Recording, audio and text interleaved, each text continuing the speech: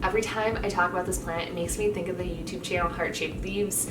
I can never remember the girl's name, but she has like silver hair and tattoos, and she starts her videos by saying, "You dirty plant hose," or something like that. She's super cool, but I can't remember her name. Drop it in the comments down below if you watch them.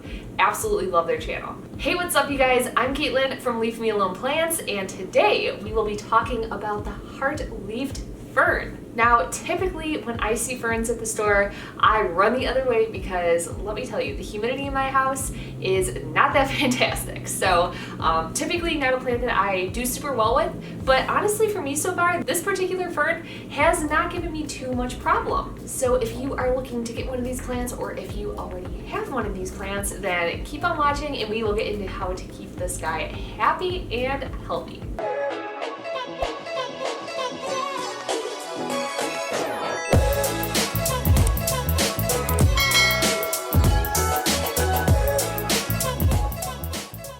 Caitlin, why is this plant called a Heart Leaf Fern?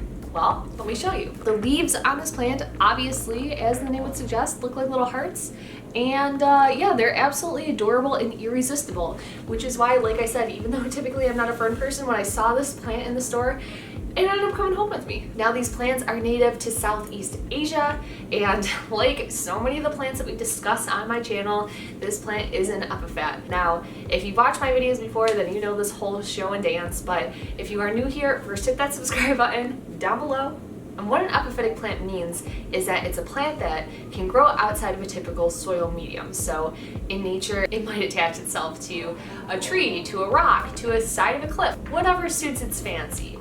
Now typically I think the plant that you most commonly think of when you think about epiphyte is going to be a Staghorn Fern. You'll very commonly see them mounted onto wood, and you can absolutely do the same thing with this plant if you're a crafty little critter. Now I am not. I don't know how to mount plants to wood, but if you have them for sale, then please let me know. I'd love to acquire one. Now, like almost every plant out there on the market, as for lighting on this plant, he's going to like a bright indirect light, but like most ferns, it is going to grow kind of lower down on that forest floor, so if you have to give it a little bit less light, it probably won't throw a big fit. You can get away with it.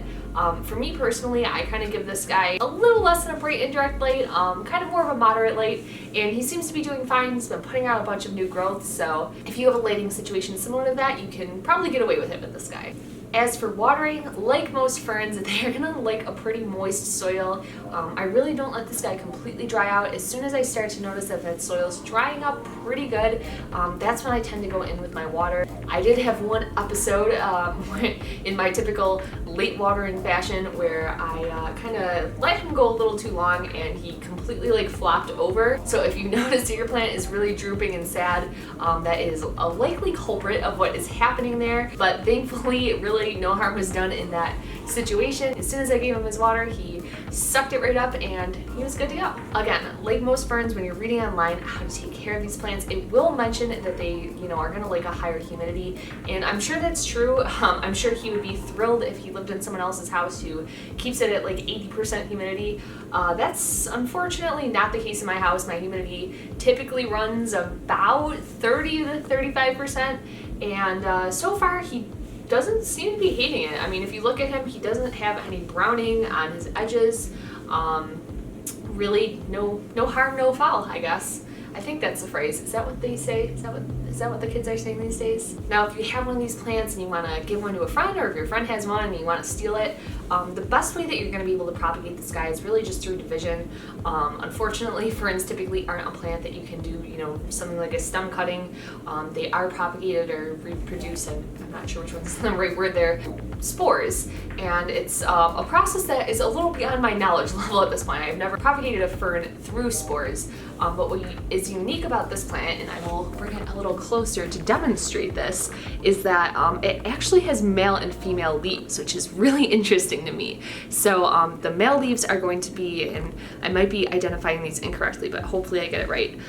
The male leaves are going to be these heart-shaped looking leaves, the ones that are more traditionally heart-shaped. So I think that this one would be a male leaf right here, whereas the female leaves are going to be more arrow-shaped. So to me, this one looks more like an arrow. Yes, no, maybe? Am I losing it? Am I going crazy? Do you agree? Do you see it?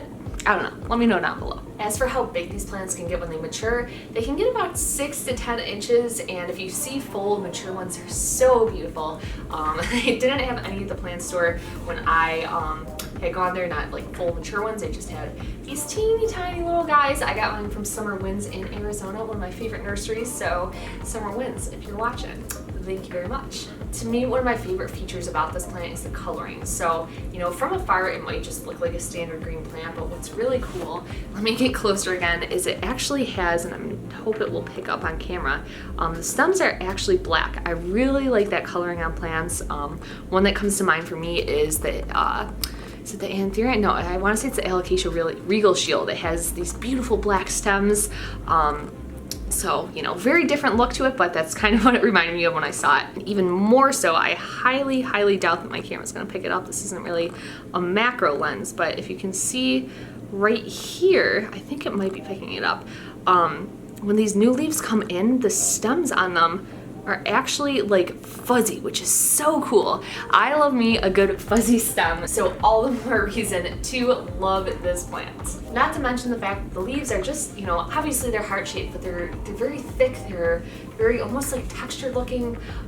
Really just, you know, it's one of those plants to me, even though it could be kind of basic looking, it's very stunning, very pretty in person.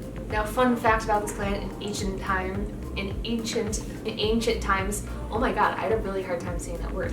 In ancient times, this plant was actually used for medicinal purposes. So it seemed like it was kind of a snake oil salesman type of thing. I couldn't find a lot of evidence supporting that this was true, but it had been theorized to be used for curing diabetes and curing cancer, which is really interesting.